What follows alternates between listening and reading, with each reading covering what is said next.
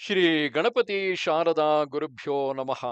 ಉತ್ತರಂ ಯತ್ ಸಮುದ್ರಸ್ಯ ಹಿಮಾದ್ರೇಶ್ಚೈವ ದಕ್ಷಿಣಂ ವರ್ಷಂ ತದ್ ಭಾರತಂ ನಾಮ ಭಾರತೀಯತ್ರ ಸಂತತಿ.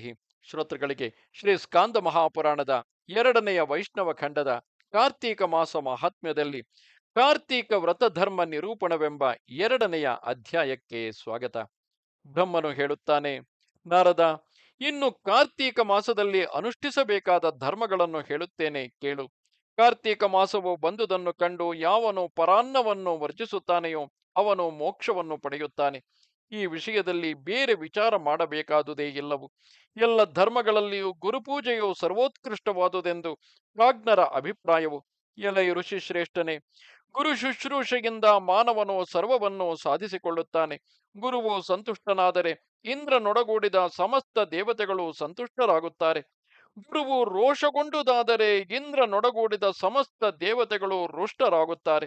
ಒದಗಿ ಬಂದಿರುವ ಕಾರ್ತೀಕ ಮಾಸದಲ್ಲಿ ವ್ರತಿಯು ಅನೇಕವಾಗಿ ಕರ್ಮಗಳನ್ನು ಮಾಡಿದರೂ ಗುರು ಶುಶ್ರೂಷೆ ಮಾಡದೇ ಇದ್ದರೆ ನರಕಗಳನ್ನೇ ಪಡೆಯುತ್ತಾನೆ. ಗುರುವು ಏನನ್ನಾದರೂ ಅಪ್ಪಣೆ ಮಾಡಿದರೆ ಅದನ್ನು ತಪ್ಪದೇ ಮಾಡಬೇಕು. ಗುರುವಿನಿಂದ ಅಜ್ಞಪ್ತನಾಗಿ ಶಿಷ್ಯನಾದವನು ಆ ವಾಕ್ಯವನ್ನೆಂದಿಗೂ ಮೀರಬಾರದು. ದುಃಖ ಮುಂತಾದ್ದು ಉಂಟಾದರೆ ಆಗ ಗುರುವನ್ನೇ ಶರಣು ಹೋಗಬೇಕು. ಬುದ್ಧಿವಂತನಾದವನು ಗುರುವನ್ನೇ ತಂದೆಯೆಂದು ಗುರುವನ್ನೇ ತಾಯಿಯೆಂದು ನೆನೆಯಬೇಕು. ಗುರುವಿನಲ್ಲಿ ಯಾವುದು ದೊರೆಯುವುದಿಲ್ಲವೋ ಅದು ಬೇರೆ ಕಡೆಗಳಲ್ಲಿ ಎಲ್ಲಿಯೂ ದೊರೆಯುವುದಿಲ್ಲವು. ಗುರುಪ್ರಸಾದದಿಂದ ಸರ್ವವನ್ನು ಪಡೆಯಬಹುದು, ಇದರಲ್ಲಿ ಸಂಶಯವಿಲ್ಲ. ಮೇಧಾವಿ, ಕಪಿಲ, ಸುಮತಿ ಎಂಬ ಈ ಮೂವರು ಮಹಾ ತಪಸ್ವಿಗಳು ತಮ್ಮ ಗುರುವಾದ ಗೌತಮನಿಗೆ ಮಾಡಿದ ಉತ್ತಮ ಸೇವೆಯಿಂದ ಅಮರತ್ವವನ್ನು ಪಡೆದರು. ಸಾರೋದ್ಧಾರದಲ್ಲಿ ನಿರೂಪಿತವಾಗಿರುವ ಕಾರ್ತೀಕ ಮಹಾತ್ಮ್ಯದಲ್ಲಿ ಈ ಕಥೆ ಪ್ರಸಿದ್ಧವಾಗಿದೆ. ಹಿಂದೆ ಭಾಗೀರಥಿ ತೀರದ ಸಿದ್ಧಾಶ್ರಮದಲ್ಲಿ ಗೌತಮ ಋಷಿಯು ವಾಸವಾಗಿದ್ದನು. ಆತನಿಗೆ ಮೇಧಾವಿ, ಕಪಿಲ, ಸುಮತಿ ಎಂಬ ಮೂವರು ಶಿಷ್ಯರಿದ್ದರು. ಅವರು ಚಿಕ್ಕಂದಿನಿಂದಲೂ ಗೌತಮ ಋಷಿಯ ಶಿಷ್ಯರಾಗಿ ಆತನ ಸೇವೆಯನ್ನು ಮಾಡಿಕೊಂಡಿದ್ದರು. ಒಂದು ದಿನ ಗೌತಮನು ಆ ಮೂವರನ್ನು ಕರೆದು, ಎಲೈ ಶಿಷ್ಯರೇ, ನೀವು ಜಾಗೃತೆಯಾಗಿ ಕಾಡಿಗೆ ಹೋಗಿ ಸಮಿತ್ತು, ಫಲ ಮತ್ತು ಕುಶಗಳನ್ನು ತೆಗೆದುಕೊಂಡು ಬನ್ನಿರಿ ಎಂದು ಅಪ್ಪಣೆ ಮಾಡಿದನು. ಅಂತೆಯೇ ಅವರು ಕಾಡಿಗೆ ಹೋಗಿ ಮಧ್ಯಾಹ್ನದ ವೇಳೆಗೆ ಸ್ವಲ್ಪ ಮಾತ್ರ ಸಮಿತ್ತು ಮೊದಲಾದವನ್ನು ತೆಗೆದುಕೊಂಡು ಬಂದರು. ಅದನ್ನು ಕಂಡು ಗೌತಮನಿಗೆ ಬಹಳ ಕೋಪ ಬಂದಿತು. ಅವನು ರೇಗಿ ಅವರನ್ನು ಕುರಿತು, ಎಲ, ನೀವು ಬೆಳಿಗ್ಗೆಯೇ ಕಾಡಿಗೆ ಹೋದಿರಿ, ಈಗ ಮಧ್ಯಾಹ್ನವಾಗಿದೆ. ನೀವು ತಂದಿರುವ ಸಮಿತ್ತು, ಹಣ್ಣು ಮುಂತಾದವಾದರೂ ಇಷ್ಟು ಸ್ವಲ್ಪವಾಗಿದೆ. ಇಷ್ಟು ಹೊತ್ತು ಏನು ಮಾಡುತ್ತಿದ್ದೀರಿ? ಎಲ ತುಂಟರಿರ, ನಿಮಗೇನಾದರೂ ಬದುಕಲೇಬೇಕೆಂಬ ಆಶೆ ಇರುವುದಾದರೆ ಪುನಃ ಕಾಡಿಗೆ ಹೋಗಿ ತುಂಬಾ ಹಣ್ಣುಗಳನ್ನು ತೆಗೆದುಕೊಂಡು ಬನ್ನಿರಿ. ಇಲ್ಲದಿದ್ದರೆ ನಿಮಗೆ ಉಳಿಗಾಲವೇ ಇರುವುದಿಲ್ಲ ಎಂದನು. ಮೂವರು ಶಿಷ್ಯರು ಗುರುವಾದ ಗೌತಮನ ಈ ಮಾತನ್ನು ಕೇಳಿ ಹೆದರಿ ಹಸಿವು ಬಾಯಾರಿಕೆಗಳಿಂದ ಬೇಸತ್ತಿದ್ದರೂ ಪುನಃ ಕಾಡಿಗೆ ಹೋದರು. ಅಲ್ಲಿ ಕಾಡಿಂದ ಕಾಡಿಗೆ ಅಲೆಯುತ್ತಿರುವಾಗಲೇ ಸಂಜೆಯಾಯಿತು. ಬಾಯಾರಿ ಬಳಲಿದ್ದುದರಿಂದ ಅವರು ಒಂದಾನೊಂದು ಸರೋವರದಲ್ಲಿಳಿದು ಸ್ನಾನ ಸಂಧ್ಯಾವಂದನೆಗಳನ್ನು ಮಾಡಿಕೊಂಡು ಹಣ್ಣು ಮೊದಲಾದವನ್ನು ಹುಡುಕುತ್ತಾ ಭಯಂಕರವಾದ ಮತ್ತೊಂದು ಕಾಡನ್ನು ಸೇರಿದರು. ಆಗಲೇ ರಾತ್ರಿಯೂ ಆಯಿತು, ಎತ್ತೆತ್ತಲು ಕಗ್ಗತ್ತಲೆಯಾಯಿತು. ಸಿಂಹ, ಹುಲಿ ಮುಂತಾದ ಕ್ರೂರ ಮೃಗಗಳ ಆರ್ಭಟ ಕೇಳಿಸತೊಡಗಿತು. ಅವರಿಗೆ ಬಹಳ ಭಯವೂ ಆಯಿತು. ಅಯ್ಯೋ, ಕತ್ತಲು ಕವಿಯಿತು, ಈ ಗೊಂಡಾರಣ್ಯದಲ್ಲಿ ಫಲಾದಿಗಳು ಕಾಣುವುದಿಲ್ಲ, ದಿಕ್ಕುಗಳೇ ತೋರದಾಗಿದೆ. ಏನನ್ನು ತಾನೇ ತೆಗೆದುಕೊಂಡು ಗುರುಗಳ ಬಳಿಗೆ ಹೋಗಲಾದೀತು. ನಮಗೆ ಇನ್ನೇನು ಗತಿಯಾಗುವುದೋ ಎಂದು ಯೋಚಿಸುತ್ತಲೇ ಮುಂದಕ್ಕೆ ಹೋದರು. ಹಾಗೆಯೇ ನಡೆಯುತ್ತಾ ಕಣ್ಣು ಕಾಣದೆ ಹುಲ್ಲು ಮುಚ್ಚಿದ ಬಾವಿಯೊಂದರಲ್ಲಿ ಬಿದ್ದು ಬಿಟ್ಟರು. ಅಲ್ಲಿದ್ದ ವಿಷಸರ್ಪಗಳು ಅವರನ್ನು ಕಚ್ಚಿದವು. ಕೂಡನೆಯೇ ಅವರು ಮೃತರಾದರು. ಇತ್ತ ಗೌತಮನು ರಾತ್ರಿಯಾದರೂ ಶಿಷ್ಯರು ಆಶ್ರಮಕ್ಕೆ ಬಾರದಿರಲು ಅವರನ್ನು ಪುನಃ ಕಾಡಿಗಟ್ಟಿದುದಕ್ಕೆ ತನ್ನನ್ನು ತಾನೇ ಹಳಿದುಕೊಂಡು ಬೆಳಗಾಗುತ್ತಲೇ ತನ್ನ ಹೆಂಡತಿಯೊಡನೆ ಕಾಡಿಗೆ ಬಂದು ಅವರನ್ನು ಹುಡುಕತೊಡಗಿದನು. ಮೂವರು ಬಾವಿಯಲ್ಲಿ ಬಿದ್ದು ಮೃತರಾಗಿದ್ದುದು ಅವನಿಗೆ ಸ್ವಲ್ಪ ಹೊತ್ತಿನಲ್ಲಿಯೇ ಗೊತ್ತಾಯಿತು. ಆತನಿಗೆ ಹಿಡಿಸಲಾರದಷ್ಟು ದುಃಖವಾಗಿತು. ಅವರಿಗಾಗಿ ಬಹಳವಾಗಿ ಪ್ರಲಾಪಿಸಿದನು. ಅವನ ಪ್ರಲಾಪವನ್ನು ಕೇಳಿ ಅಲ್ಲಿದ್ದ ಸರ್ಪಗಳು ಅವನಲ್ಲಿಗೆ ಬಂದು, ಎಲೈ ಮುನಿಯೇ, ಇವರು ತಮ್ಮ ಪಾಪಗಳಿಂದ ತಾವೇ ಮೃತರಾಗಿದ್ದಾರೆ. ಸುಮ್ಮನೆ ಇವರಿಗೇಕೆ ಅಳುವೆ? ಸಮಾಧಾನ ತಂದುಕೋ ಎಂದವು. ಆಗ ಗೌತಮನು, ಅಯ್ಯೋ ಪಾಪ, ಇವರು ಕೆಲಸದಿಂದಾಗಲಿ ಮನಸ್ಸಿನಿಂದಾಗಲಿ ಮಾತಿನಿಂದಾಗಲಿ ಯಾವಾಗಲೂ ಪಾಪವನ್ನೇ ಮಾಡಿದವರಲ್ಲ. ಇವರು ಲೋಕ ನಿಷ್ಠುರರು. ಇವರನ್ನು ಅನ್ಯಾಯವಾಗಿ ಕಡಿದು ಕೊಂದಿರಿ. ಇವರು ಅಕಾಲ ಮೃತ್ಯುವಿಗೆ ತುತ್ತಾಗಿದ್ದಾರೆ. ಈ ದೋಷವು ನಿಮ್ಮದೂ ಅಲ್ಲ, ಇವರದೂ ಅಲ್ಲ. ಇವರಿಗೆ ಸಾವು ತಂದವನು ಯಮನು. ಈಗ ನಾನು ಅವನನ್ನೇ ಶಪಿಸುತ್ತೇನೆ ಎಂದನು. ಯಮನನ್ನು ಶಪಿಸುವುದಕ್ಕೆ ಕೈಗೆ ನೀರನ್ನು ತೆಗೆದುಕೊಂಡನು. ಕೂಡಲೇ ಯಮನು ಅಲ್ಲಿಗೆ ಬಂದು, ಗೌತಮ, ಇವರಿಗೆದು ಅಕಾಲ ಮರಣವಲ್ಲ, ಸರ್ಪದಂಶನವು ನಿಮಿತ್ತವಾಗಿ ಇವರಿಗೆ ಕಾಲ ಮೃತ್ಯುವೇ ಬಂದಿರುವುದು. ಇದರಲ್ಲಿ ನನ್ನ ಅಪರಾಧವೇನೂ ಇರುವುದಿಲ್ಲ. ಯೋಚಿಸಿ ಶಾಪವನ್ನು ಕೊಡು ಎಂದು ಹೇಳಿದನು. ಗೌತಮನಿಗೆ ಆಶ್ಚರ್ಯವಾಯಿತು. ಆದರೂ ಶಿಷ್ಯರು ಈ ರೀತಿ ಮಾಡಿದುದು ಅವನಿಗೆ ಹಿತವಾಗಲಿಲ್ಲ. ಅವರ ಅಗಲಿಕೆ ಅವನಿಗೆ ಬಹಳ ಸಂಕಟವನ್ನು ತಂದಿತು. ಹಾಗಾದರೆ ನಾನು ಸಂಪಾದಿಸಿರುವ ಪುಣ್ಯದಿಂದಲೂ ನಿನ್ನ ಕೃಪೆಯಿಂದಲೂ ಇವರು ಮತ್ತೆ ಬದುಕಲಿ. ಇವರನ್ನುಳಿದು ನನ್ನ ಬಾಳು ಹಸನಾಗುವುದಿಲ್ಲ ಎಂದು ಹೇಳಿಕೊಂಡನು. ಅದಕ್ಕೆ ಯಮನು ಒಪ್ಪಿದನು. ಒಡನೆಯೇ ಮೇಧಾವಿ, ಕಪಿಲ, ಸುಮತಿಗಳು ಮೂವರು ಎದ್ದು ಬಂದು ಗುರುವಾದ ಗೌತಮನಿಗೂ ಯಮಧರ್ಮನಿಗೂ ನಮಸ್ಕಾರ ಮಾಡಿದರು. ಗೌತಮನು ಅವರ ಗುರುಭಕ್ತಿಗೆ ಮೆಚ್ಚಿ, ಸಮಸ್ತ ವಿದ್ಯೆಗಳು ನಿಮಗೆ ಫಲಿಸಲಿ ಎಂದು ವರಕೊಟ್ಟನು. ಆಗಲೇ ಇಂದ್ರನು ಅಲ್ಲಿ ಪ್ರತ್ಯಕ್ಷನಾಗಿ, ಅಯ್ಯ, ನೀವು ಮೂವರು ಗುರುಪೂಜಾ ಮಹಿಮೆಯಿಂದ 14 ಲೋಕಗಳನ್ನು ಗೆದ್ದಿರಿ. ಅದರ ಫಲವಾಗಿ ನೀವು ನಿಮ್ಮ ದೇಹದೊಡನೆಯೇ ನನ್ನ ಲೋಕಕ್ಕೆ ಬನ್ನಿರಿ ಎಂದು ಆ ಮೂವರಿಗೂ ಹೇಳಿದನು. ಅಂತೆಯೇ ಅವರು ವಿಮಾನದಲ್ಲಿ ಕುಳಿತು ಇಂದ್ರಲೋಕಕ್ಕೆ ತೆರಳಿದರು. ಯಮನು ತನ್ನ ಲೋಕಕ್ಕೆ ಹೋದನು. ಗೌತಮನು ತನ್ನ ಆಶ್ರಮಕ್ಕೆ ಹಿಂತಿರುಗಿದನು. ಆದ್ದರಿಂದ ಸರ್ವ ಪ್ರಯತ್ನದಿಂದಲೂ ಕಾರ್ತೀಕ ಮಾಸದಲ್ಲಿ ಗುರುತತ್ಪರನಾಗಿ ಗುರುಸೇವೆಯನ್ನು ಮಾಡಬೇಕು. ಅದರಿಂದ ಮೋಕ್ಷವನ್ನು ಪಡೆಯುತ್ತಾನೆ. ಯಾವ ದ್ವಿಜೋತ್ತಮನು ನರರಿಗೆ ವೈಷ್ಣವ ಧರ್ಮವನ್ನು ಕೊಡುತ್ತಾನೆಯೋ ಅವನು ಸಮುದ್ರ ಸಮೇತವಾದ ಸಮಸ್ತ ಭೂಮಂಡಲವನ್ನು ದಾನ ಮಾಡಿದ ಪುಣ್ಯವನ್ನು ಪಡೆಯುತ್ತಾನೆ. ಎಲೈ ಸುವ್ರತನೇ, ನಾರದನನ್ನು ಕುರಿತು ಬ್ರಹ್ಮದೇವನು ಹೇಳುತ್ತಿರುವುದು, ಕಾರ್ತೀಕ ಮಾಸದಲ್ಲಿ ಚಿನ್ನ, ಬೆಳ್ಳಿ, ಭೂಮಿ, ಬಟ್ಟೆ, ಗೋವು ಇವುಗಳನ್ನು ಸರ್ವ ಭಾವಗಳಿಂದಲೂ ದಾನ ಮಾಡುತ್ತಾರೆ. ಸರ್ವ ದಾನಗಳಲ್ಲಿಯೂ ಕನ್ಯಾದಾನವು ಬಹು ವಿಶೇಷವಾದುದು. 1000 ಗೋವುಗಳ ದಾನಕ್ಕೆ 100 ಗೂಳಿಗಳ ದಾನಕ್ಕೆ ಸಮನಾಗುವುದು. 10 ವೃಷಭಗಳ ದಾನವು ಯಾನ ದಾನಕ್ಕೆ ಸಮವಾಗುವುದು. 10 ಯಾನಕ್ಕೆ 1 ಕುದುರೆಯ ದಾನವು ಸಮಾನ. 1000 ಕುದುರೆಗಳ ದಾನಕ್ಕಿಂತಲೂ ಗಜದಾನವು ವಿಶೇಷವಾಗಿರುತ್ತದೆ. 1000 ಗಜದಾನಗಳಿಗೆ ಸ್ವರ್ಣ ದಾನವು ಸಮವಾಗುವುದು. ಸ್ವರ್ಣ ದಾನಗಳ 1000ಕ್ಕೆ ವಿದ್ಯಾದಾನವು ಸಮನಾಗಿರುವುದು. ವಿದ್ಯಾದಾನಕ್ಕಿಂತಲೂ ಭೂಮಿ ದಾನವು 1,000,000 ಪಾಲು ಹೆಚ್ಚಿನದು. 1000 ಭೂಮಿ ದಾನಕ್ಕಿಂತಲೂ ಗೋದಾನವು ಶ್ರೇಷ್ಠವಾಗಿರುವುದು. ಗೋದಾನ 1000ಗಳಿಗಿಂತಲೂ ಅನ್ನದಾನವು ಶ್ರೇಷ್ಠವು. ಈ ಎಲ್ಲಕ್ಕೂ ಅನ್ನವೇ ಆಧಾರವೆಂದು ಹೇಳಿದೆ. ಆದ್ದರಿಂದ ಕಾರ್ತೀಕ ಮಾಸದಲ್ಲಿ ಅನ್ನದಾನ ಮಾಡಬೇಕು. ಪರಾನ್ನ ವರ್ಜನದಿಂದಲೇ ಮಾನವನು ಚಾಂದ್ರಾಯಣ ವ್ರತವನ್ನು ಮಾಡಿದ ಫಲವನ್ನು ಪಡೆಯುತ್ತಾನೆ. ದಿನ ದಿನವೂ ಅತಿ ಕೃಚ್ಛ್ರ ವ್ರತವನ್ನು ಮಾಡಿದ ಫಲವನ್ನು ಪಡೆಯುತ್ತಾನೆ. ಕಾರ್ತೀಕ ಮಾಸದಲ್ಲಿ ಮಾಂಸವನ್ನು ಬಿಡಬೇಕು. ಮದ್ಯೋತ್ಪಾದನೆಯನ್ನು ವಿಶೇಷವಾಗಿ ತೊರೆಯಬೇಕು. ಆಗ ಒಂದು ಸಲ ಮಾಂಸಭಕ್ಷಣ ಮಾಡುವುದರಿಂದ ರಾಕ್ಷಸ ಜನ್ಮವನ್ನು ಪಡೆಯುತ್ತಾನೆ. ನಿಷಿದ್ಧವಲ್ಲದ ಆಹಾರ ವಸ್ತುಗಳ ವಿಷಯದಲ್ಲಿ ಕಾರ್ತೀಕ ಮಾಸದಲ್ಲಿ ನಿಯಮ ಮಾಡಿಕೊಂಡ ಪಕ್ಷದಲ್ಲಿ ವಿಷ್ಣು ಸಾರೂಪ್ಯವು ಮೋಕ್ಷದಾಯಕವಾದ ಪದವಿಯು ಅವಶ್ಯವಾಗಿ ದೊರೆಯುತ್ತದೆ. ವತ್ಸ, ಸೂರ್ಯ ಚಂದ್ರ ಗ್ರಹಣಗಳ ಕಾಲದಲ್ಲಿ ಬ್ರಾಹ್ಮಣರಿಗೆ ಭೂಮಿಯನ್ನು ದಾನ ಮಾಡಿದರೆ ಯಾವ ಫಲವು ಬರುವುದೋ ಆ ಫಲವು ನೆಲದ ಮೇಲೆ ಮಲಗುವವನಿಗೆ ದೊರೆಯುವುದು. ಎಲೈ ಸುವ್ರತನೆ, ದ್ವಿಜ ದಂಪತಿಗಳಿಗೆ ಭೋಜನ ಮಾಡಿಸಬೇಕು. ವಿಲೇಪನಗಳಿಂದ ಪೂಜೆ ಮಾಡಬೇಕು. ಕಂಬಳಿಗಳನ್ನು, ರತ್ನಗಳನ್ನು, ಬಗೆ ಬಗೆಯ ಬಟ್ಟೆಗಳನ್ನು, ಹೊದೆಯುವ ಬಟ್ಟೆಗಳೊಡನೆ ಮೆತ್ತೆಯ ಹಾಸಿಗೆಗಳನ್ನು ಕೊಡಬೇಕು. ಪಾದರಕ್ಷೆಗಳನ್ನು, ಛತ್ರಿಯನ್ನು ಕಾರ್ತೀಕ ಮಾಸದಲ್ಲಿ ದಾನ ಮಾಡು. ನೆಲದ ಮೇಲೆ ಮಲಗುವವನು ಯುಗ ಯುಗಗಳಲ್ಲಿಯೂ ಸಂಪಾದಿಸಿದ ಪಾಪವನ್ನು ನಾಶಪಡಿಸಿಕೊಳ್ಳುತ್ತಾನೆ. ಎಲೈ ದೇವರ್ಷಿಯೇ, ಯಾವನು ಕಾರ್ತೀಕ ಮಾಸದಲ್ಲಿ ಅರುಣೋದಯ ಕಾಲದಲ್ಲಿ ದಾಮೋದರನೆದುರಿಗೆ ಜಾಗರಣೆ ಮಾಡುತ್ತಾನೋ ಅವನು ಗೋ ಸಹಸ್ರವನ್ನು ದಾನ ಮಾಡಿದ ಫಲವನ್ನು ಪಡೆಯುತ್ತಾನೆ. ನದಿ ಸ್ನಾನ, ವಿಷ್ಣುವಿನ ಕಥೆ, ವೈಷ್ಣವರ ದರ್ಶನ ಇವು ಯಾರಿಗೆ ಉಂಟಾಗುವುದಿಲ್ಲವೋ ಅವನಿಗೆ 10 ವರ್ಷಗಳಲ್ಲಿ ಗಳಿಸಿದ ಪುಣ್ಯವು ನಾಶವಾಗುತ್ತದೆ. ಯಾವ ಪ್ರಾಜ್ಞನು ಕಾರ್ತೀಕ ಮಾಸದಲ್ಲಿ ಕಾರ್ಯ, ಮನಸ್ಸು ಮತ್ತು ಮಾತುಗಳಿಂದ ಪುಷ್ಕರ ಕ್ಷೇತ್ರವನ್ನು ಸ್ಮರಿಸುತ್ತಾನೆಯೋ ಅವನಿಗೆ ಆ ಪುಣ್ಯವು 1,00,000 ಕೋಟಿಯಷ್ಟು ಹೆಚ್ಚಾಗುವುದು.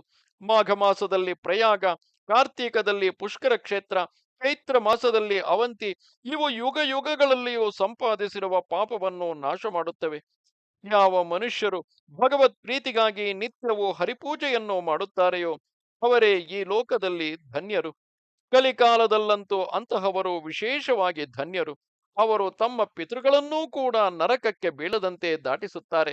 ಇದರಲ್ಲಿ ಸಂಶಯವಿಲ್ಲವು. ಪಿತೃಗಳಿಗೋಸ್ಕರವಾಗಿ ವಿಷ್ಣುವಿಗೆ ಕ್ಷೀರವೇ ಮೊದಲಾದವುಗಳಿಂದ ಅಭಿಷೇಕ ಮಾಡಿದಲ್ಲಿ ಮಾನವರು ಸ್ವರ್ಗವನ್ನು ಪಡೆದು ಅಲ್ಲಿ ದೇವತೆಗಳೊಡನೆ ಕಲ್ಪ ಕೋಟಿ ಕಾಲ ವಾಸಿಸುತ್ತಾರೆ. ಎಲೈ ವಿಪ್ರೇಂದ್ರನೇ, ಯಾರಿಂದ ಕಮಲ ನಯನನಾದ ವಿಷ್ಣುವು ಕಾರ್ತೀಕ ಮಾಸದಲ್ಲಿ ಅರ್ಚಿಸಲ್ಪಡುವುದಿಲ್ಲವೋ ಅವರಿಗೆ ಕೀಟಗಳ ಅನೇಕ ಕೋಟಿ ಜನ್ಮಗಳುಂಟಾಗುತ್ತವೆ. ಅವರ ಮನೆಯಲ್ಲಿ ಲಕ್ಷ್ಮಿಯು ನೆಲೆಸುವುದಿಲ್ಲ. ಯಾರು ಭಕ್ತಿಯಿಂದ ಹರಿಯನ್ನು ಕನ್ನೈದಿಲೆ ಬೆಳುನೈದಿಲೆಗಳಿಂದ ಅರ್ಚಿಸುವುದಿಲ್ಲವೋ ಅವರು ಕದಿಯಲ್ಪಟ್ಟವರು, ನಾಶ ಹೊಂದಿದವರು, ಕಲಿಕಂದರದಲ್ಲಿ ಬಿದ್ದವರು ಆಗುತ್ತಾರೆ.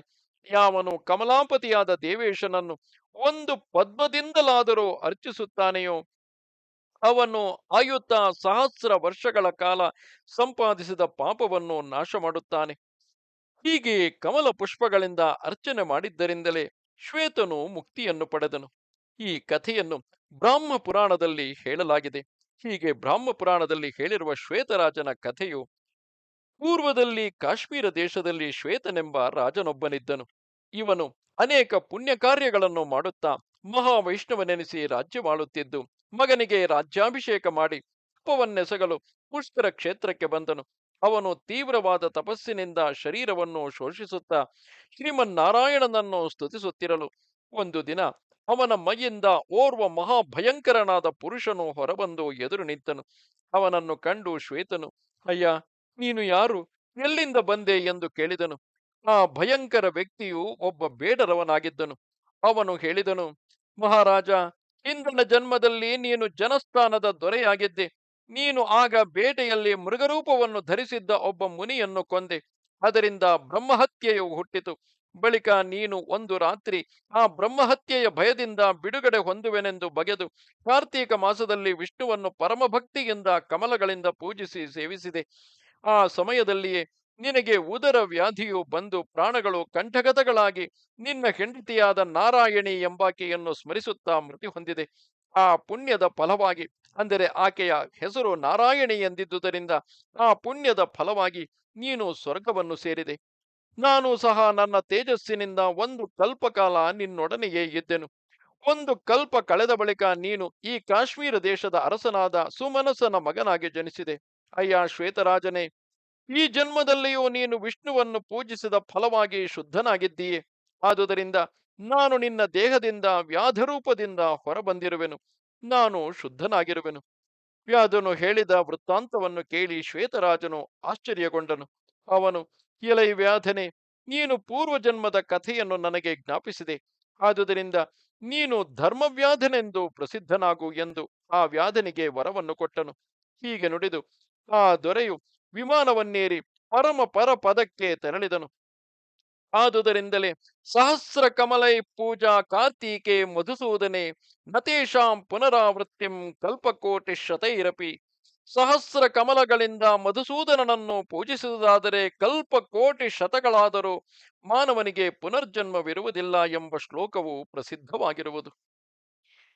ನಮಸ್ಕಾರ ಪೂರ್ವಕವಾಗಿ ಒಂದು ಪದ್ಮದಿಂದ ದೇವೇಶನನ್ನು ಅರ್ಚಿಸಿದರೆ ಆತನು ಸುಪ್ರೀತನಾಗಿ ಅಪರಾಧ ಸಹಸ್ರಗಳನ್ನೇ ಅಲ್ಲದೆ ಇನ್ನೂ 700 ಅಪರಾಧಗಳನ್ನು ಕ್ಷಮಿಸುತ್ತಾನೆ. ಎಲೈ ಮುನಿಶ್ರೇಷ್ಠನೇ, ಕಾರ್ತೀಕ ಮಾಸದಲ್ಲಿ ಯಾವನು 1,00,000 ತುಳಸಿ ಪತ್ರಗಳಿಂದ ಹರಿಯನ್ನು ಅರ್ಚಿಸುತ್ತಾನೆಯೋ ಅವನು ಪತ್ರ ಪತ್ರಕ್ಕೂ ಮುತ್ತಿನಷ್ಟು ಪುಣ್ಯ ಫಲವನ್ನು ಪಡೆಯುತ್ತಾನೆ. ಯಾವನು ಕೃಷ್ಣನ ಮೈಮೇಲಿನಿಂದ ಎತ್ತಿಕೊಂಡ ತುಳಸಿಯನ್ನು ಮುಖದಲ್ಲಿ, ತಲೆಯಲ್ಲಿ ಅಥವಾ ದೇಹದಲ್ಲಿ ಧರಿಸುತ್ತಾನೆಯೋ, ಯಾವನು ವಿಷ್ಣುವಿನ ನಿರ್ಮಾಲ್ಯಗಳಿಂದ ತನ್ನ ಶರೀರವನ್ನು ಮಾರ್ಜನೆ ಮಾಡಿಕೊಳ್ಳುತ್ತಾನೆಯೋ ಅಂತಹ ಮಾನವನು ಸರ್ವರೋಗಗಳಿಂದಲೂ ಸರ್ವ ಪಾಪಗಳಿಂದಲೂ ಮುಕ್ತನಾಗುತ್ತಾನೆ. ಶಂಖೋದಕ, ಹರಿಯ ಭಕ್ತಿ, ಹರಿಯ ನಿರ್ಮಾಲ್ಯಗಳನ್ನು, ಹರಿಯ ಪಾದ ತೊಳೆದ ಜಲ, ಚಂದನ, ಧೂಪಶೇಷ ಇವಿಷ್ಟು ಬ್ರಹ್ಮಹತ್ಯ ಪರಿಹಾರಕಗಳು. ವಿಪ್ರೇಂದ್ರ, ಕಾರ್ತೀಕ ಮಾಸದಲ್ಲಿ ಪ್ರಾತಃ ಸ್ನಾನ ಪರಾಯಣನಾಗಿ ತನ್ನ ಶಕ್ತಿಗೆ ಅನುಸಾರವಾಗಿ ವಿಪ್ರರಿಗೆ ಅನ್ನದಾನ ಮಾಡಬೇಕು. ಸರ್ವ ದಾನಗಳಲ್ಲಿಯೂ ಅನ್ನದಾನವೇ ವಿಶೇಷವಾದುದು. ಅನ್ನದಿಂದ ಲೋಕದ ಉತ್ಪತ್ತಿಯಾಗುತ್ತದೆ. ಅನ್ನದಿಂದಲೇ ಅದು ಅಭಿವೃದ್ಧಿ ಹೊಂದುತ್ತದೆ. ಅನ್ನವೇ ಸರ್ವಭೂತಗಳಿಗೂ ಪ್ರಾಣಸ್ವರೂಪವಾಗಿರುವ ಬಹುಶ್ರೇಷ್ಠ ವಸ್ತುವೆಂದು ತಿಳಿಯುತ್ತಾರೆ. ಅನ್ನ ಕೊಡುವವನು ಲೋಕದಲ್ಲಿ ಸರ್ವವನ್ನು ಕೊಟ್ಟವನಾಗುತ್ತಾನೆ. ಸರ್ವ ಯಜ್ಞಾದಿಗಳನ್ನು ಮಾಡಿದವನಾಗುತ್ತಾನೆ. ಆತನಿಗೆ ತೀರ್ಥಸ್ನಾನದಿಂದ ಏನು ಪ್ರಯೋಜನ? ದೇವ ಸನ್ನಿಧಿ, ಕ್ಷೇತ್ರ ಯಾತ್ರೆ ಮೊದಲಾದವುಗಳಿಂದ ತಾನೇ ಏನು ಪ್ರಯೋಜನ? ಅಯ್ಯ ಬ್ರಾಹ್ಮಣನೇ, ಅನ್ನದಾನದಿಂದ ಅವಷ್ಟನ್ನು ಪಡೆಯಬಹುದು, ಇದರಲ್ಲಿ ಸಂಶಯವಿಲ್ಲ. ಪೂರ್ವದಲ್ಲಿ ಸತ್ಯಕೇತುವೆಂಬ ದ್ವಿಜನು ಕೇವಲ ಅನ್ನದಾನದಿಂದಲೇ ಸರ್ವ ಪುಣ್ಯ ಫಲವನ್ನು ಪಡೆದು ಬಹು ದುರ್ಲಭವಾದ ಮೋಕ್ಷವನ್ನು ಸಂಪಾದಿಸಿದನು. ಸಾರೋದ್ಧಾರದಲ್ಲಿ ಸತ್ಯಕೇತುವಿನ ಕಥೆಯು ಹೀಗಿರುವುದು. ಪೂರ್ವದಲ್ಲಿ ಸತ್ಯಜಿತ್ ಎಂಬ ವಿಪ್ರನೋರ್ವನಿದ್ದನು. ಆತನು ಬಹಳ ಧರ್ಮಿಷ್ಠನು. ಯಾವ ಕಾಮನೆಗಳು ಅವನಿಗಿರಲಿಲ್ಲ. ಯಾವಾಗಲೂ ತೀರ್ಥಯಾತ್ರೆಗಳಲ್ಲಿಯೇ ಅವನು ಕಾಲ ಕಳೆಯುತ್ತಿದ್ದನು. ಅದರಲ್ಲಿಯೂ ಅವನು ಸತತವು ಗಂಗಾ ನದಿಯನ್ನೇ ಸ್ಮರಿಸುತ್ತಿದ್ದನು. ಒಂದು ಸಲ ಅವನು ತೀರ್ಥಯಾತ್ರೆಯನ್ನು ಮಾಡುತ್ತಾ ವಿಶಾಲ ನಗರಿಗೆ ಬಂದನು. ಅವನು ಅಲ್ಲಿ ಜನರು ತೋರಿದ ಸತ್ಯಕೇತುವೆಂಬ ವಿಪ್ರನ ಮನೆಗೆ ಬಂದನು. ಸತ್ಯಕೇತುವಾದರೂ ತನ್ನ ಮನೆಗೆ ಬಂದ ಸತ್ಯಜಿತುವು ಹಸಿವು ಬಾಯಾರಿಕೆಗಳಿಂದ ಬಳಲಿರುವುದನ್ನರಿತು ಅವನಿಗೆ ಒಡನೆಯೇ ಅರ್ಘ್ಯಪಾದ್ಯಾದಿಗಳನ್ನಿತ್ತು. ಅಯ್ಯ ವಿಪ್ರನೇ, ಇಂದು ನೀನು ನನ್ನ ಮನೆಗೆ ಬಂದುದರಿಂದ ನನ್ನ ಜನ್ಮವು ಸಾರ್ಥಕವಾಯಿತು. ನನ್ನ ಪಿತೃಗಳು ತೃಪ್ತರಾದರು, ದೇವತೆಗಳು ಸುಪ್ರೀತರಾದರು. ಎಲೈ ಬ್ರಾಹ್ಮಣನೇ, ನಿನ್ನ ಮನವೊಪ್ಪಿದಂತೆ ಊಟ ಮಾಡು. ನೀನು ಊಟ ಮಾಡಿದರೆ ನನಗೆ ಬೇರೊಂದು ಕರ್ತವ್ಯವೇ ಇರುವುದಿಲ್ಲ. ನಿನ್ನ ದರ್ಶನದಿಂದ ನನಗೆ ಅಲಭ್ಯವಾದುದೇನೂ ಇರುವುದಿಲ್ಲ ಎಂದು ಹೇಳಿದನು. ಆಗ ಸತ್ಯಜಿತುವು, ನಿನ್ನ ಶುಶ್ರೂಷೆಯಿಂದಲೂ ನಿನ್ನ ವಿನಯ ವಾಕ್ಯಗಳಿಂದಲೂ ತೃಪ್ತನಾಗಿದ್ದೇನೆ. ಎಲೈ ಸತ್ಯಕೇತುವೆ, ಲೋಕದಲ್ಲಿ ಅನ್ನದಾತೃಗಳು ಎಷ್ಟೋ ಮಂದಿ ಇದ್ದಾರೆ. ಅವರಲ್ಲಿ ನಿನಗೆ ಸಮಾನರಾದವರು ಯಾರೂ ಇರುವುದಿಲ್ಲ. ನಾನು ಕಂಡಿಲ್ಲ. ನೀನು ಗೃಹಸ್ಥಾಶ್ರಮಿಗಳಲ್ಲಿ ಶ್ರೇಷ್ಠನಾಗಿರುವೆ. ನೀನು ಗಂಗಾಯಾತ್ರೆಯನ್ನು ಮಾಡಿರುವೆಯೋ ಇಲ್ಲವೋ ಎಂದನು. ಆಗ ಸತ್ಯಕೇತುವು, ಎಲೈ ದ್ವಿಜನೆ, ನನ್ನ ಮನೆಯಲ್ಲಿ ಅತಿಥಿಗಳಿಗೆ ಅನ್ನವಿಡುವವನು ಮತ್ತಾರೂ ಇಲ್ಲ. ಆದ್ದರಿಂದ ನನಗಿನ್ನೂ ಗಂಗಾ ಸ್ನಾನವಾಗಿಲ್ಲ ಎಂದನು. ಇದನ್ನು ಕೇಳಿ ಸತ್ಯಜಿತುವು ಅವನನ್ನು ದೂಷಿಸುತ್ತಾ, ಅಯ್ಯ ವಿಪ್ರ, ನೀನು ಗಂಗಾ ಸ್ನಾನವನ್ನು ಮಾಡಿಲ್ಲ. ಆದುದರಿಂದ ನಾನು ನಿನ್ನ ಮನೆಯಲ್ಲಿ ಊಟ ಮಾಡುವುದಿಲ್ಲ ಎಂದು ಹೇಳಿ ಒಡನೆಯೇ ಸ್ನಾನಕ್ಕಾಗಿ ಗಂಗಾ ನದಿಗೆ ಬಂದನು. ಸತ್ಯಜಿತುವು ಬಂದೊಡನೆ ಗಂಗಾದೇವಿಯು ಅಂತರ್ಧಾನವಾದಳು. ಅವನು ಸ್ನಾನಕ್ಕೆ ನದಿಯಲ್ಲಿ ನೀರನ್ನು ಕಾಣದೆ ಕೈಮುಗಿದು ಗಂಗೆಯನ್ನು ಸ್ತುತಿಸಿದನು. ದೇವಿ, ನಾನು ಸ್ವಲ್ಪವೂ ಪಾಪ ಮಾಡಿರುವುದಿಲ್ಲ. ನನಗೆ ದರ್ಶನವನ್ನು ದಯಪಾಲಿಸು. ಒಂದು ವೇಳೆ ನಾನು ಏನಾದರೂ ಅನ್ಯಾಯ ಮಾಡಿದ್ದರೆ ಕ್ಷಮಿಸು. ಗಂಗಾದೇವಿಯು ಪ್ರತ್ಯಕ್ಷಳಾಗಿ ಹೇಳುತ್ತಾಳೆ, ಅಯ್ಯ ಸತ್ಯಜಿತುವೆ, ನೀನು ಸತ್ಯಕೇತುವಿನ ಮನೆಗೆ ಹೋಗಿ ಅವನನ್ನು ಸಮಾಧಾನಪಡಿಸಿ ಅವನ ಮನೆಯಲ್ಲಿ ಊಟ ಮಾಡಿ ಬಾ. ಅವನ ಮನೆಯ ಭೋಜನದಿಂದ ಅನೇಕರು ಮುಕ್ತಿಯನ್ನು ಪಡೆದರು ಎಂದಳು. ಗಂಗೆಯ ಮಾತನ್ನು ಕೇಳಿ ಸತ್ಯಜಿತುವು ಸತ್ಯಕೇತುವಿನ ಮನೆಗೆ ಬಂದು ಊಟ ಮಾಡಿ ಅವನಿಂದ ಬೀಳ್ಕೊಂಡು ಗಂಗೆಗೆ ಬಂದಳು. ಗಂಗೆಯಲ್ಲಿ ಗಂಗೆಯ ಗಂಗೆಯಲ್ಲಿ ಸ್ನಾನ ಮಾಡುವ ಸಲುವಾಗಿ ಬಂದನು. ಆಗ ಗಂಗೆಯು ಪ್ರತ್ಯಕ್ಷಳಾದಳು. ಸ್ನಾನ ಮಾಡಿ ಆ ಸತ್ಯಜಿತುವು ಪವಿತ್ರನಾದನು. ಸತ್ಯಕೇತುವಾದರೂ ಕೇವಲ ಅನ್ನದಾನದ ಪುಣ್ಯದಿಂದಲೇ ಮುಕ್ತಿಯನ್ನು ಪಡೆದನು. ಈ ರೀತಿಯಾಗಿ ಕಾರ್ತೀಕ ವ್ರತದಲ್ಲಿ ತೊಡಗಿರುವವನು ಉತ್ತಮವಾದ ಗೋದಾನವನ್ನು ಮಾಡಬೇಕು. ಗೋದಾನದಿಂದ ವ್ರತವು ಸಂಪೂರ್ಣವಾಗುತ್ತದೆ. ಇದರಲ್ಲಿ ಸಂಶಯವಿಲ್ಲವು.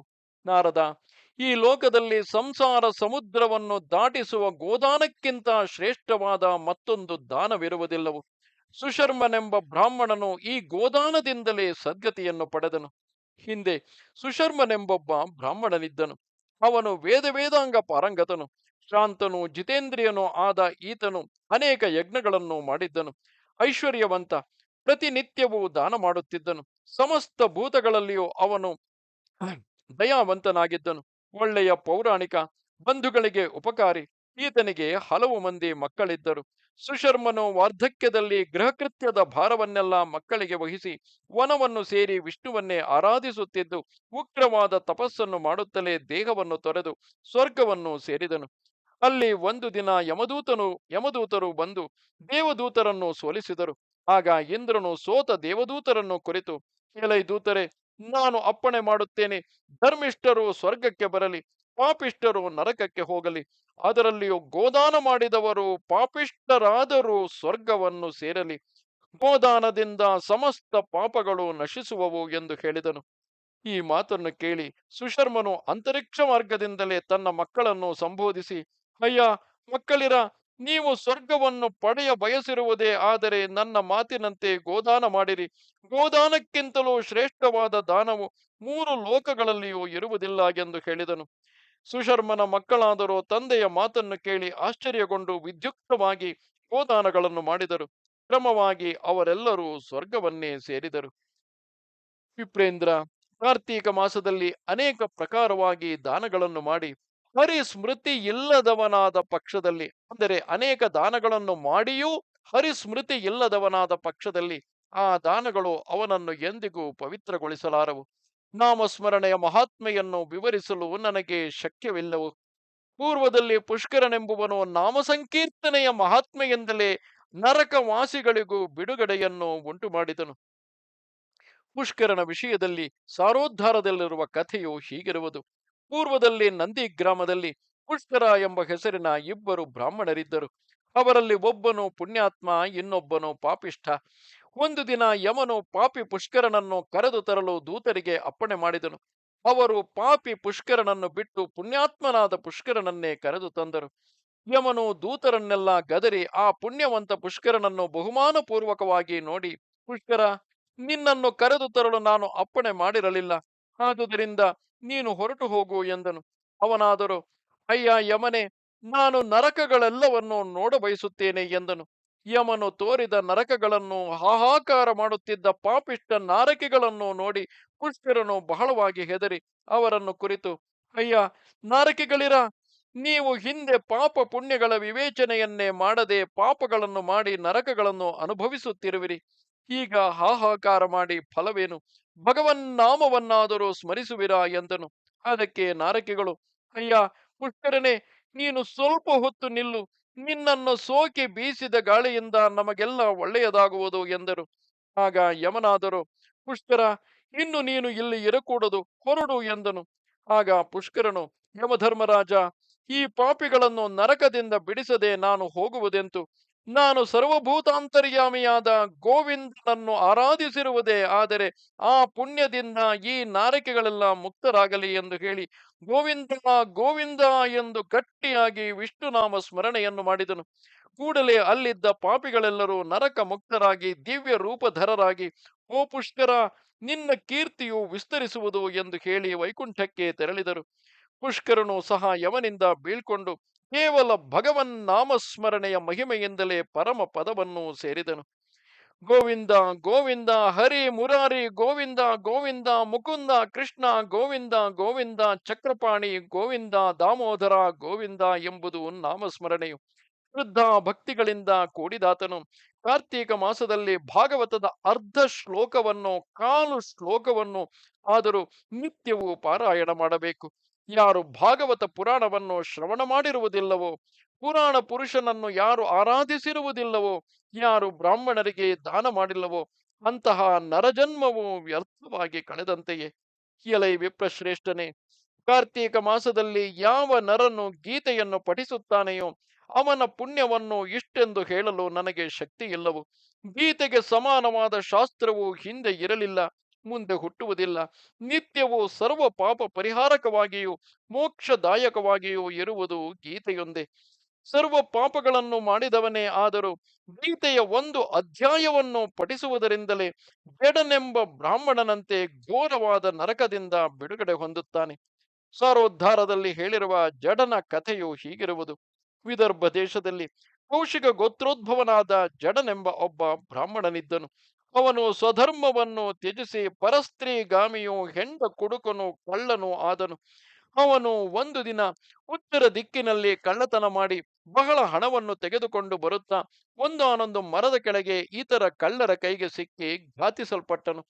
ಆ ಜಡನ ಮಗನು ಇವನನ್ನು ನಿತ್ಯವೂ ಎಷ್ಟು ಹುಡುಕಿದರೂ ತಂದೆಯ ಸುದ್ದಿಯೇ ತಿಳಿಯದಿರಲು ಅವನಿಗೆ ಉತ್ತರ ಕ್ರಿಯೆಗಳನ್ನು ಮಾಡಲು ಸಾಮಗ್ರಿಗಳೆಲ್ಲವನ್ನು ತೆಗೆದುಕೊಂಡು ಕಾಶಿಗೆ ಹೊರಟನು. ಮಾರ್ಗದಲ್ಲಿ ಅವನು 7-8 ಕಡೆ ತಂಗಿ ಒಂದು ಕಡೆ ತನ್ನ ತಂದೆಯನ್ನು ಕಳ್ಳರು ಘಾತಿಸಿದ ಸ್ಥಳದಲ್ಲಿಯೇ ಕುಳಿತು ಸಂಧ್ಯಾವಂದನೆಯನ್ನು ಮಾಡಿ ಭಗವದ್ಗೀತೆಯ 3ನೆಯ ಅಧ್ಯಾಯವನ್ನು ಪಠಿಸಿದನು. ಆ ಕೂಡಲೇ ಒಂದು ಘೋರ ಶಬ್ದವಾಯಿತು. ಅದರೊಡನೆಯೇ ಒಂದು ದಿವ್ಯ ವಿಮಾನವು ಅಂತರಿಕ್ಷದಲ್ಲಿ ಕಾಣಿಸಿಕೊಂಡಿತು. ಅದರಲ್ಲಿ ಜಡನು ಕುಳಿತಿದ್ದನು. ಜಡ ಪುತ್ರನಾದರೂ ತಂದೆಯನ್ನು ಕಂಡು ನಮಸ್ಕರಿಸಿ ಸಂಗತಿ ಏನೆಂದು ಕೇಳಿದನು. ಆಗ ಅವನು, ಎಲೈ ಮಗನೇ, ನೀನು ಕಾಶಿಗೆ ಹೋಗಿ ಮಾಡಬೇಕೆಂದಿದ್ದ ಕಾರ್ಯವೆಲ್ಲವೂ ಇಲ್ಲಿಯೇ ಮಾಡಿದಂತಾಗಿತು. ನೀನು ಕೃತಕೃತ್ಯನಾಗಿರುವೆ, ಹಿಂತಿರುಗು. ನೀನೀಗ ಮಾಡಿದ ಗೀತಾಧ್ಯಾಯ ಪಾಠದಿಂದ ನಾನು ಮುಕ್ತನಾದೆನು. ವತ್ಸ, ನನ್ನ ಅಣ್ಣಂದಿರೇ ಮೊದಲಾದ ನನ್ನ ಬಂಧುಗಳಾರು ನರಕವನ್ನು ಹೊಂದಿದ್ದರೋ, ಬಂಧುಗಳು ಯಾರು ಯಾರು ನರಕವನ್ನು ಹೊಂದಿದ್ದರೋ ಅವರನ್ನೂ ಸಹ ನೀನು ಗೀತಾ ಪಠನ ಮಹಾತ್ಮ್ಯದಿಂದ ಉದ್ಧರಿಸುವವನಾಗು. ನಿನಗೆ ಮಂಗಳವಾಗಲಿ ಎಂದು ಹೇಳಿ ಸ್ವರ್ಗಕ್ಕೆ ಹೊರಟು ಹೋದನು. ಆ ಮಗನು ಸಹ ಕಾಲಕ್ರಮದಲ್ಲಿ ನರಕಲೋಕಕ್ಕೆ ಹೋಗಿ ಆ ಪಾಪಿಗಳಿಗೆ ಗೀತಾ ಪಠನ ಪುಣ್ಯವನ್ನಿತ್ತು ಅವರೆಲ್ಲರನ್ನೂ ಮುಕ್ತರನ್ನಾಗಿಸಿ ತಾನು ಪರಮ ಪದವಿಯನ್ನು ಪಡೆದನು. ಯಾವನು ಕಾರ್ತೀಕ ಮಾಸದಲ್ಲಿ ಸಾಲಿಗ್ರಾಮ ಶಿಲೆಯನ್ನು ದಾನ ಮಾಡುವನೋ ಅವನ ಪುಣ್ಯವು ಇಷ್ಟೆಂದು ಮಹಾವಿಷ್ಣುವೇ ನಿರೂಪಿಸಿರುವುದಿಲ್ಲವು.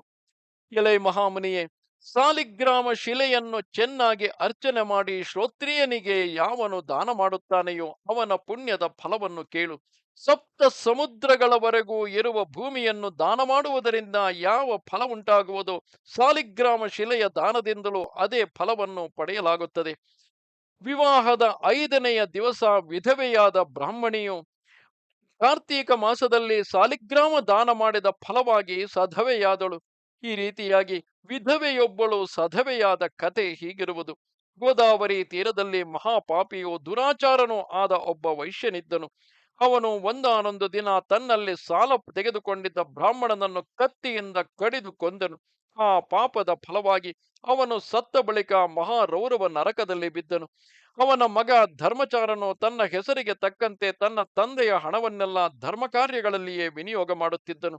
ಒಂದು ದಿನ ಲೋಮಶಮುನಿಯು ಅವನಲ್ಲಿಗೆ ಬಂದು, ಅಯ್ಯ ಶೆಟ್ಟಿ, ನೀನು ಸಾಲಿಗ್ರಾಮ ಶಿಲೆಯನ್ನು ಬ್ರಾಹ್ಮಣನಿಗೆ ದಾನ ಮಾಡಿ ನಿಮ್ಮ ತಂದೆಯನ್ನು ರೌರವ ನರಕದಿಂದ ಬಿಡಿಸಬಾರದೆ ಎಂದು ಕೇಳಿದನು. ಧರ್ಮಚಾರನು ಇದೇನು ಮಹಾದಾನವೆಂದು ಲೋಮಶಮುನಿಯ ಮಾತನ್ನು ಅಲ್ಲಗಳೆದನು. ಕೆಲವು ಕಾಲದ ಮೇಲೆ ಅವನು ಮಡಿದನು. ಅನೇಕ ಕಲ್ಪಗಳವರೆಗೆ ನರಕವಾಸ ಮಾಡಿ ಆಮೇಲೆ ಕ್ರಮವಾಗಿ ನೀಚ ಜನ್ಮಗಳನ್ನೆಲ್ಲ ಎತ್ತಿ ಕಡೆಗೆ ತನಗಿದ್ದ ಪುಣ್ಯ ಶೇಷದಿಂದ 10 ಸ್ತ್ರೀ ಜನ್ಮಗಳನ್ನೆತ್ತಿದನು. 11ನೆಯ ಸ್ತ್ರೀ ಜನ್ಮದಲ್ಲಿ ಯಾಜಕನೆಂಬ ಬ್ರಾಹ್ಮಣನ ಮಗಳಾಗಿ ಜನಿಸಿದನು. ಮಗಳು ವಯಸ್ಸಿಗೆ ಬಂದ ಮೇಲೆ ಯಾಜಕನು ಅವಳನ್ನು ಅನುರೂಪ ವರನಿಗೆ ಕೊಟ್ಟು ಮದುವೆ ಮಾಡಿದನು. ಆದರೆ ಮದುವೆಯ 5ನೆಯ ದಿನವೇ ವರನು ವಾಂತಿ ರೋಗ ಬಂದು ಸತ್ತನು. ಮಗಳು ವಿಧವೆಯಾಗಲು ಯಾಜಕನು ಕೊರಗಿ ಅವಳ ಗಂಡನು ಬದುಕುವುದೆಂತು ಎಂದು ಯೋಚಿಸಿ ಕಾರ್ತೀಕದಲ್ಲಿ ಸಾಲಿಗ್ರಾಮ ಶಿಲೆಯನ್ನು ಬ್ರಾಹ್ಮಣನಿಗೆ ದಾನ ಮಾಡಿಸಿದನು. ಆದ್ದರಿಂದ ಅಳಿಯನು ಬದುಕಿದನು. ಅದೇ ಪುಣ್ಯದಿಂದಲೇ ಧರ್ಮಚಾರನು ಮತ್ತೊಂದು ಜನ್ಮದಲ್ಲಿ ವಿಷ್ಣು ಯಶನೆಂಬ ಬ್ರಾಹ್ಮಣನಾಗಿ ಹುಟ್ಟಿ ಕಡೆಗೆ ಸಾಲಿಗ್ರಾಮ ದಾನ ಮಾಡಿ ಮುಕ್ತಿಯನ್ನು ಪಡೆದನು. ಆದ್ದರಿಂದಲೇ ಕಾರ್ತೀಕ ಮಾಸದಲ್ಲಿ ಸ್ನಾನ ದಾನ ಪೂರ್ವಕವಾಗಿ ಸಾಲಿಗ್ರಾಮ ಶಿಲಾ ದಾನವನ್ನು ಮಾಡಬೇಕು. ಇದರಲ್ಲಿ ಸಂಶಯವಿಲ್ಲವು. ಇಲ್ಲಿಗೆ 81,000 ಶ್ಲೋಕಗಳ ಸಂಹಿತೆಗೆಂದು ಪ್ರಸಿದ್ಧವಾದ ಶ್ರೀ ಸ್ಕಾಂದ ಮಹಾಪುರಾಣದ 2ನೆಯ ವೈಷ್ಣವ ಖಂಡದ ಕಾರ್ತೀಕ ಮಾಸ ಮಹಾತ್ಮ್ಯದಲ್ಲಿ ಕಾರ್ತೀಕ ವ್ರತ ಧರ್ಮ ನಿರೂಪಣವೆಂಬ 2ನೆಯ ಅಧ್ಯಾಯವು ಮುಗಿದುದು. ನಮಸ್ತೆ ಶಾರದೆ ದೇವಿ ಕಾಶ್ಮೀರ ಪುರವಾಸಿನಿ ತ್ವಾಮಹಂ ಪ್ರಾರ್ಥೆಯೇ ನಿತ್ಯಂ ವಿದ್ಯಾದಾನಂಚ ದೇಹಿಮೆ. ನಮಸ್ಕಾರ.